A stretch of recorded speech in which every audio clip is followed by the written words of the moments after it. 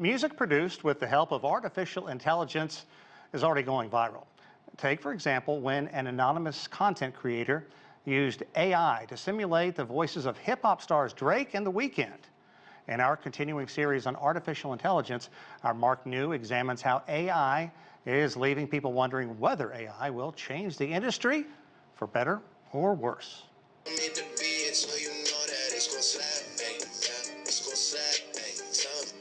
In the past few months, songs with voices featuring Drake and The Weeknd and rhymes from rapper Eminem all proved to be AI generated. This is the future rave sound. I'm getting lost in an underground. AI even prompted Grammy CEO Harvey Mason Jr. to say as long as the human is contributing in a more than de minimis amount, which to us means a meaningful way, they are and will always be considered for a nomination or a win. When a human works with a machine, then drawing the line between what was human created and what was machine created was very difficult. So for example, if the machine outputs a draft of a song, and then I rearrange a bunch of melodies, add a note here, how am I going to tell the Grammys I added these 327 notes and I edited these words? Therefore, is that machine created or is that human created? In 2017, I met computer scientist and musician Maya Ackerman, who had developed Alicia, an AI program that generated song lyrics. I can hear your voice calling me. Today, she's the CEO of Wave AI, which has developed Lyric Studio, an AI engine that helps thousands of users write song lyrics every day. Talk about the part that you cannot comprehend. That includes Curtis King, whose album DIY 2 hit #1 on the iTunes hip-hop chart. The artist Zell has used it to help create songs that have gone viral. I'm about to make a move. Tell you what I'm gonna do. Wave AI also recently launched Melody Studio, which uses AI to churn out original melodies to match your lyrics. And as for the users of Lyric Studio, 15% are seasoned professionals, 35% aspiring artists, and 50% novices. I definitely fall into that category. See what I can do. We'll go with rock. Oh, I like these categories. All right, broken. I've chosen my topics, broken and hurt. Oh, I can look for a first line or I can write my own, right? I saw you walking down the street, you pretended to ignore me, and now it's offering suggestions. Now I feel it is in my veins. You left me shattered and empty, but you never turned your back on me. Oh, that's a good one. I soon take my lyrics and combine it with Melody Studio, which generates chord progression options. That's good. It's like before we ask people to come up with their own melodies, let them train their ear by choosing from options. Let's see how it sounds all together.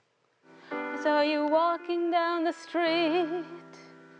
You pretended to ignore me, but you never turned your back on me. I'm shattered inside, but my will won't let you see. That is so fun here. Oh my goodness. That's what it is. Music is humanity, and I think when we bring AI into it, we need to remember the purpose.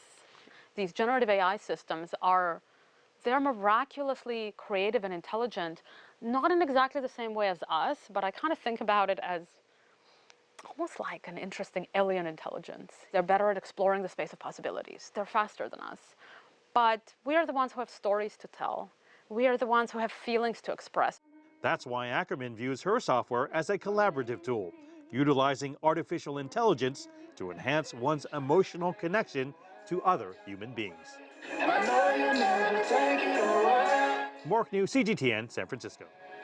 It's a great story, but I'm a little worried about Mark being concerned that he's broken. We'll get to the bottom of that one in a little bit later on. Now, for more on AI's impact on the music industry, I'm joined by Karen Allen.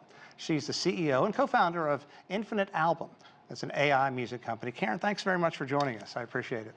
Happy to be here. Let's talk about the Grammy restrictions on AI and music first. Is that a good call or bad call? And I'm still not clear on what exactly is prohibited. Right. So I think the Grammys got it exactly right. They basically said that a song won't be eligible to be considered for a Grammy unless it's been mostly created by humans and not by machines. So you can use AI in some elements of the song, maybe to generate a beat, or maybe to generate lyrics, or other elements, but it can't be wholly or even like mostly generated by AI. So I think they got that one right. Cool. Karen, your company, to me, it's pretty fascinating. Now, if I have this right, your Infinite Album does music for video games. Is that correct? Yeah. And how has that been with AI? I mean, to me, look, that can really set the tone for those things. And these games nowadays, they just draw you in. They sure do. What we have found is that a lot of gamers get bored of the music in the game. So they are by themselves turning off the game music and listening to Spotify playlists anyway, the longer that they play the game. So there's already a need to create new music for it. So what we do is we make infinitely generative AI music, meaning that it'll create note to note, moment to moment infinitely until the gamer presses stop. So it can play for as long as they're playing a game. And it can also be reactive to the game events in real time. And if our users are on Twitch, then their viewers can spend bits or channel points to interact with the music in real time. So it increases the engagement for those live streams and also the revenue for those live streams. And also, this is now recognized by the Grammys. Is that correct? That is right. For us, though, we don't really see ourselves as being hit makers. Like our goal isn't to get on the charts. Our music is a little more functional and fun, and is meant to add a fun atmosphere to the game. Great. Well, music lovers, do you think that they're still going to spend money on AI-generated music? Is this going to be a profitable venture?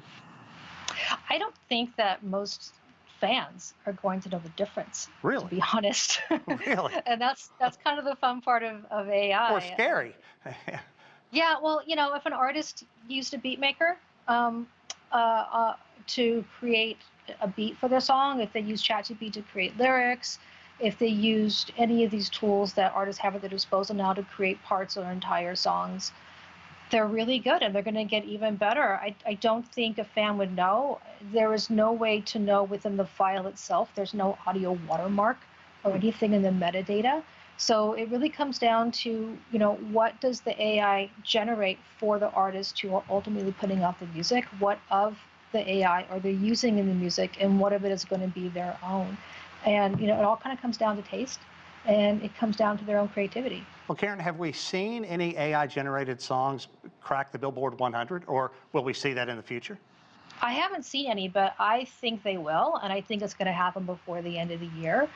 I think it will most likely happen because of a song used in a TikTok meme.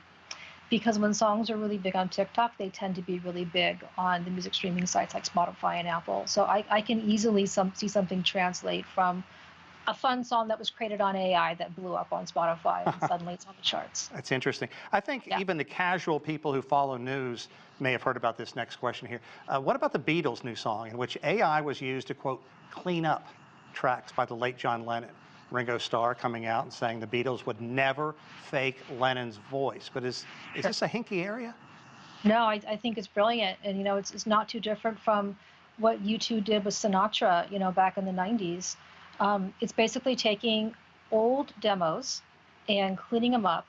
In this case, pulling out the stems, so we had just Lennon's voice, so that the remaining Beatles can then add their own tracks around his voice. I don't think that's anything suspicious. I don't think that's anything wrong. I think that's just using the technology, at its best. Yeah, purists are still going to go crazy over this. And do you think the panic over AI-generated music is justified? Is it overblown? And your thoughts on that? It's justified and it's overblown, for sure. I think we have a lot of questions that need to be answered. This reminds me a lot of when MP3s first hit and Napster and LimeWire were huge and everything changed and we were trying to figure out what the new realm was going to look like. We're sort of in that same spot right now. There's a lot to figure out. There's a lot of great creativity here, and there's going to be some copyright issues that we're going to have to tackle. We were on a listening session with the U.S. Copyright Office about 3 weeks ago talking about this with a bunch of other rights holders in the industry, and really kind of putting out there like what does this mean for everybody? What are the bumpers that need to be in place? Karen, I really appreciate your insight in this. To me, this is fascinating. It's only going to get bigger, and people are going to become either embracing it or more confused. So hopefully we'll chat with you later about this. I certainly appreciate your time. Thank you so much.